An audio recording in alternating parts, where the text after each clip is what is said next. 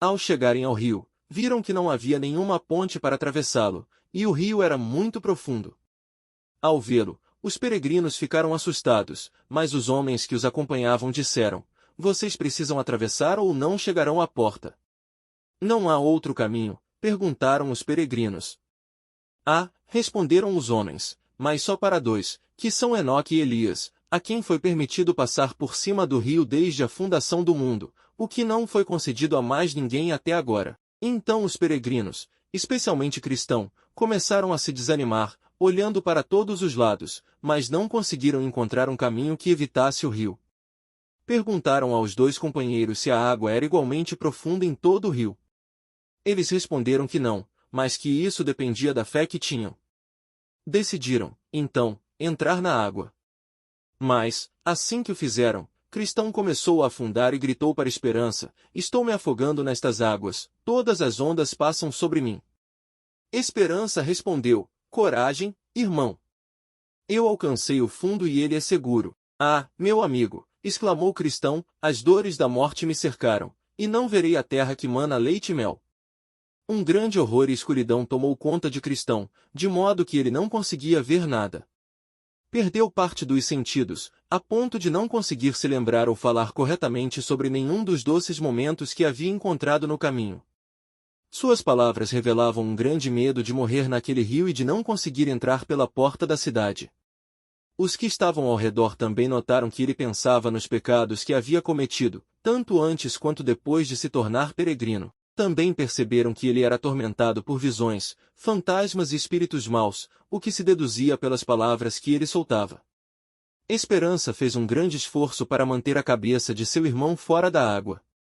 Algumas vezes, Cristão afundava completamente, ficando quase inconsciente.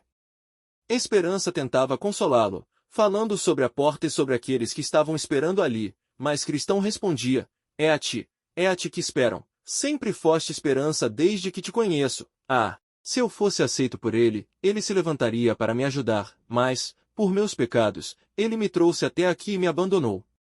"Nunca", respondeu Esperança, "essas aflições e trabalhos que você está passando neste rio não são um sinal de que Deus o abandonou. Servem apenas para testar você e ver se lembra do que recebeu da bondade dele, e se vive por ele em suas aflições." Essas palavras fizeram Cristão refletir profundamente, e Esperança acrescentou: "Confie, irmão, Jesus Cristo o cura."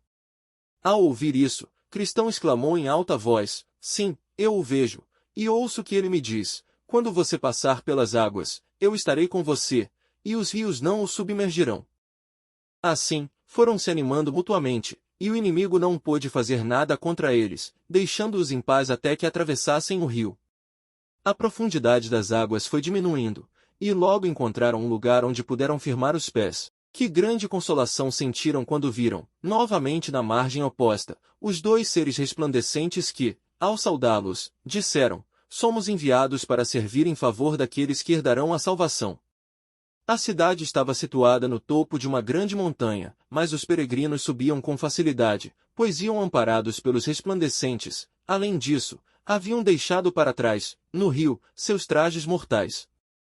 Subiram, então, com a maior agilidade, apesar de estarem mais altos que as nuvens, sobre os alicerces que sustentavam a cidade. Com que prazer iam subindo, conversando entre si, cheios de alegria por terem atravessado o rio em segurança e por terem ao seu lado tão gloriosos companheiros. Quão agradáveis eram as conversas que tinham com os resplandecentes.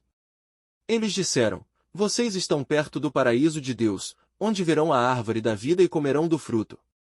Quando entrarem, receberão vestes brancas, e sua convivência com o rei durará por toda a eternidade.